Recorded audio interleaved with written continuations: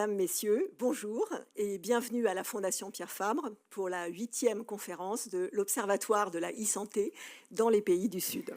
Alors, depuis sa création en 2016, l'objectif, la mission de l'Observatoire, c'est d'identifier, de documenter et de soutenir les initiatives en santé digitale qui permettent d'améliorer l'accès à la santé en Afrique et en Asie.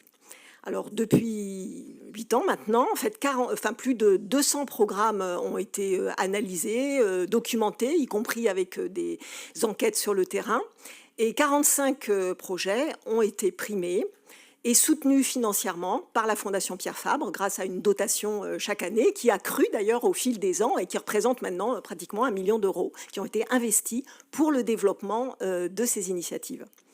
Alors, la conférence d'aujourd'hui, d'ailleurs, va nous permettre de découvrir les 4 nouveaux lauréats de cette année, venus en équipe depuis la Thaïlande, les Philippines, le Zimbabwe et le Rwanda, pour nous présenter leurs projets. La vocation de cette conférence également, c'est de nous inciter à réfléchir, à apprendre, à débattre autour d'une thématique qui cristallise des enjeux à la fois de santé digitale et de santé mondiale. Et le choix cette année se porte sur l'équité de genre en santé et la santé digitale. Cette thématique, elle va être approfondie grâce à un panel d'intervenants qui est venu de différents pays partager son expérience et partager aussi les bonnes pratiques issues du terrain. Alors, je précise, par genre, on entend bien les rôles et représentations qui déterminent les comportements, les activités, les attentes, les opportunités des hommes et des femmes dans un contexte socio-culturel donné. Alors, me direz-vous, pourquoi ce choix ? Pourquoi ce choix ? Parce que le genre est un déterminant des inégalités de santé, à la fois en soi et puis aussi combiné avec d'autres déterminants de la santé, comme la situation socio-économique, ça peut être aussi l'âge, le handicap, l'appartenance ethnique, l'environnement, etc. Rappelons aussi que le premier principe de la constitution de l'OMS souligne bien que l'Organisation mondiale elle a pour objectif de évidemment faire baisser la charge de la morbidité dans le monde, mais aussi de s'attaquer aux causes profondes.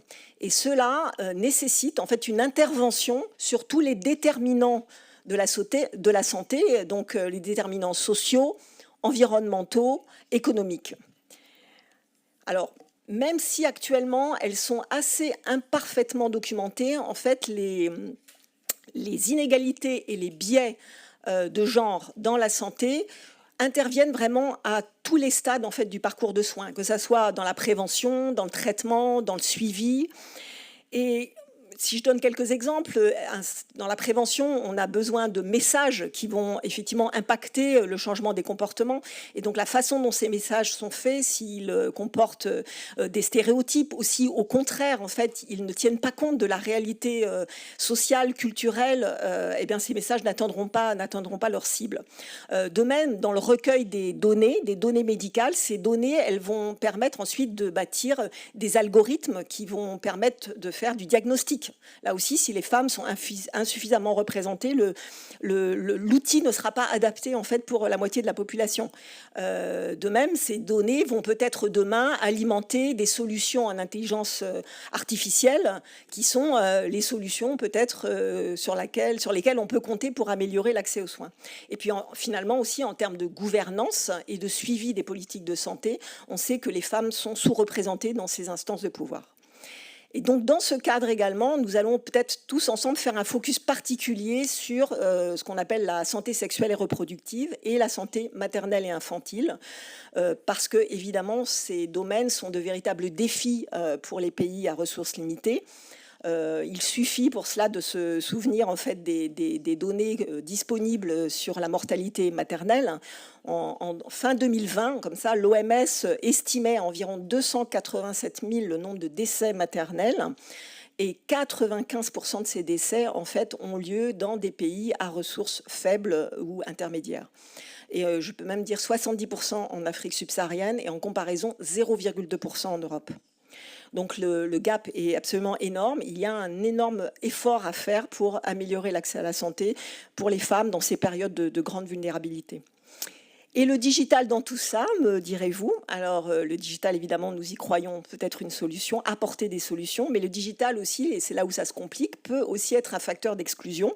Il existe ce qu'on appelle effectivement une fracture, un fossé même numérique, qui se creuse parfois entre le Nord et le Sud, et aussi entre les hommes et les femmes. On estime à 900 millions de femmes dans le monde qui n'utilisent pas, n'ont pas accès à Internet, et en fait, les 2/3, pareil, vivent dans des pays à ressources faibles ou intermédiaires.